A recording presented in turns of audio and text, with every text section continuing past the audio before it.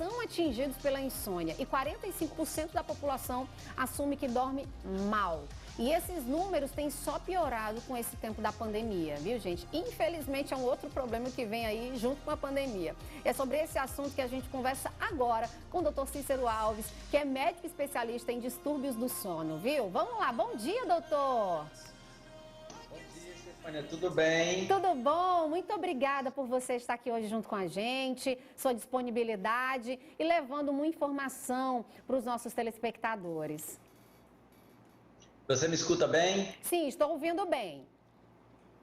Então, isso que você falou, eu acho que é um dado mais do que atual, né? A gente tem uma população que dorme muito mal, essa população, isso agravou muito agora nessa época de pandemia, né? A gente já tinha uma pesquisa do Epsono, que foi feita em 2009 na cidade de São Paulo, mostrou que 1/3 da população da cidade de São Paulo dorme mal.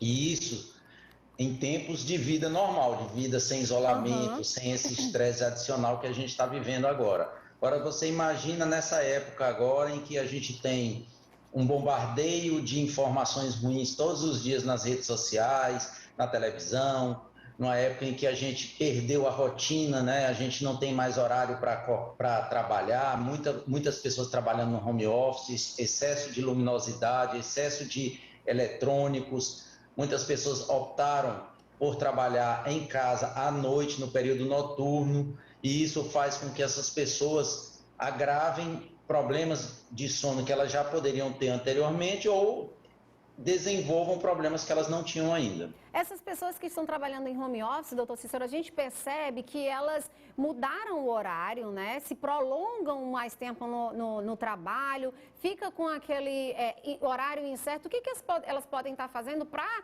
adequar o home office e a qualidade do sono também em casa? Bem, a coisa mais importante inicialmente é tentar obedecer uma rotina. Ter horário para acordar, horário para trabalhar, para se exercitar, para se alimentar, evitar postergar as atividades profissionais do home office para a noite. Por quê? Porque a gente tem à noite a liberação da melatonina. A melatonina é um hormônio que só é liberado em condições de escuridão. Ele é o hormônio da noite. Como nós, humanos, somos seres diurnos, a noite ficou para dormir. Então, quando a melatonina é liberada à noite, na escuridão, o nosso corpo interpreta como sendo o horário de dormir. O sono que nós temos durante o período noturno, ele é o sono que atinge todos os atributos que o nosso sono tem. Ele recompõe as nossas proteínas, ele faz o equilíbrio hormonal, Sim. ele faz a limpeza das substâncias tóxicas do nosso cérebro. Não sei se você sabe, Stefânia, mas o sono funciona para o nosso cérebro como se fosse uma vassourinha que limpa as impurezas que ficam no nosso cérebro durante o dia. Se nós não dormirmos bem, a gente acumula essas impurezas e a gente vai desenvolver doenças como a doença de Alzheimer.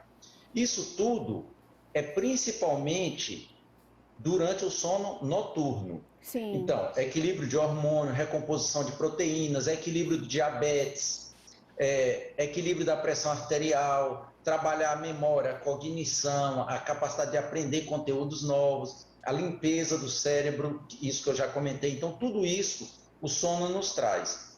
Na sua plenitude, quando o sono é feito no período noturno. O que acontece? As pessoas na pandemia têm trabalhado muito em casa, têm flexibilizado os horários, deixado para trabalhar muito à noite, com eletrônicos, bloqueia a melatonina, não tem um sono noturno no horário correto, um sono noturno de boa qualidade, acabam por substituir esse sono noturno por um sono diurno, que não tem todos esses atributos que eu já citei. E aí elas vão pagar um preço.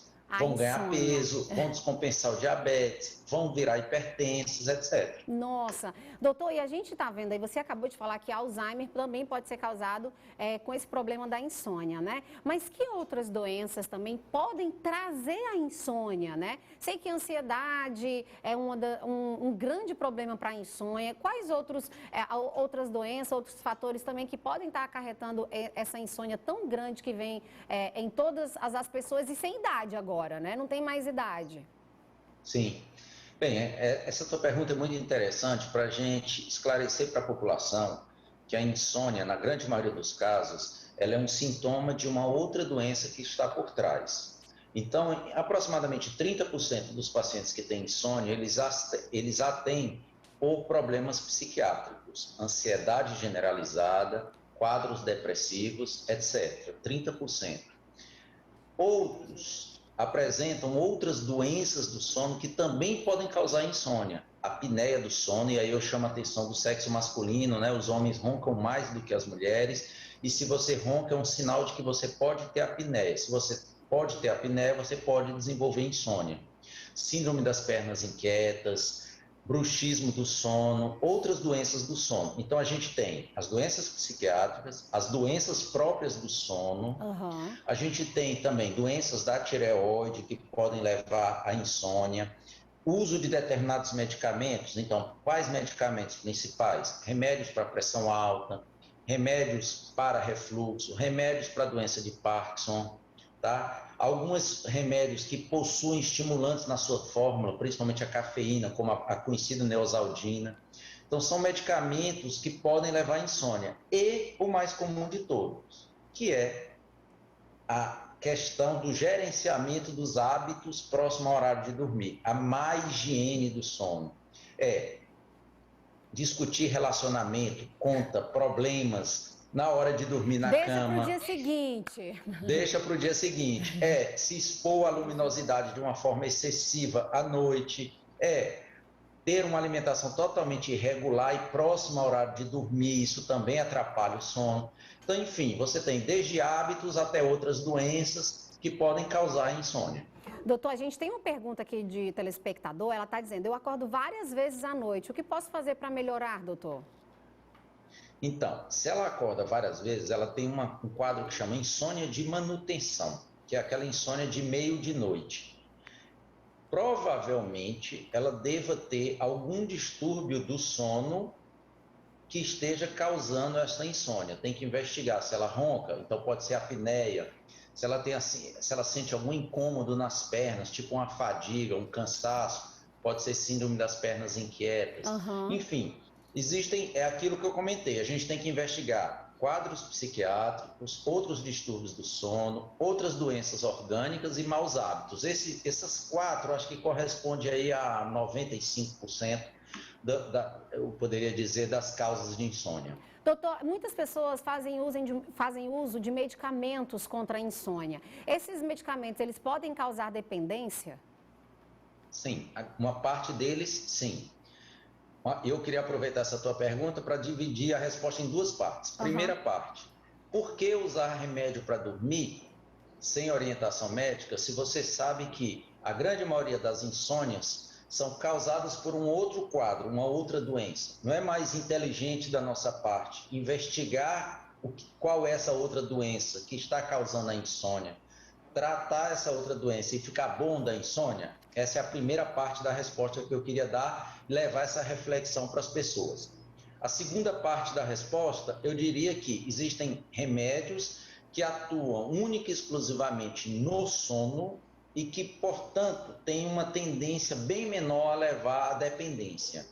E existem remédios, principalmente aqueles de tarja preta, aqueles que as pessoas compram com aquele chequinho azul, aquela receita que parece um chequezinho azul, aqueles sabidamente e comprovadamente causam dependência e, o que é pior, eles atuam no cérebro, no sistema nervoso central como um todo.